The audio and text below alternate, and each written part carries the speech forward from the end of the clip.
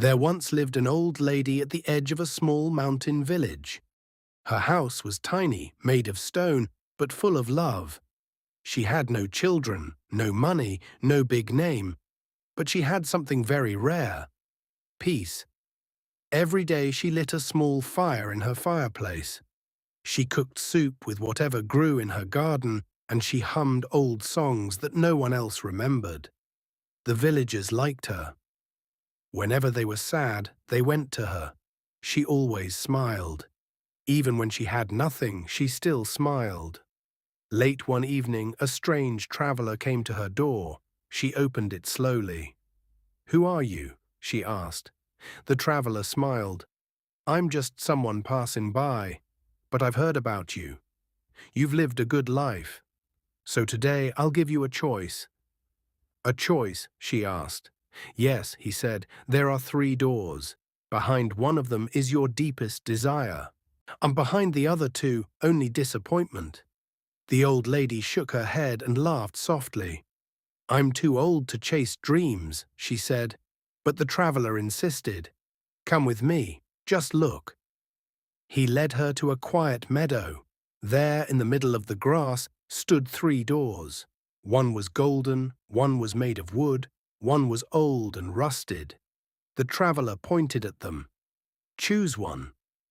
The old lady looked at all 3 doors. Then, without hesitation, she walked toward the rusted door. The traveler frowned. "Why this one?" She smiled gently. "Because," she said, "the most beautiful things in my life have always come in old, worn packages." She opened the rusted door. Inside there was nothing, only dust, only silence. The traveler stared at her, expecting sadness, but the old lady just laughed softly. "Aren't you upset?" he asked. She shook her head. "No," she said calmly. "I came into this world with nothing, and today I still have my smile, so I didn't lose anything at all." The traveler said nothing for a moment. Then slowly he opened the other 2 doors. Behind the golden door was piles of shining gold. Behind the wooden door was a mirror showing the old lady young, beautiful, and rich. He turned to her.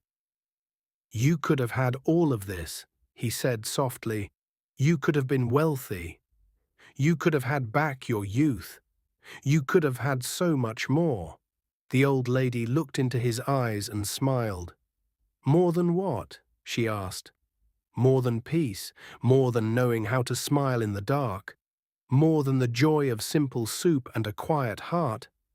"No," she said firmly. "I already chose the right door." And with that, she turned and walked back to her little home, back to the small fire that still waited, and back to the pot of soup still bubbling, back to her soft songs and gentle smile. The traveler watched her go. He finally understood. Sometimes happiness is not behind the golden door. It's not about what you gain. It's about being thankful even when the door is empty. Be happy where you are. Smile when life feels small. Sometimes that is the greatest treasure of all.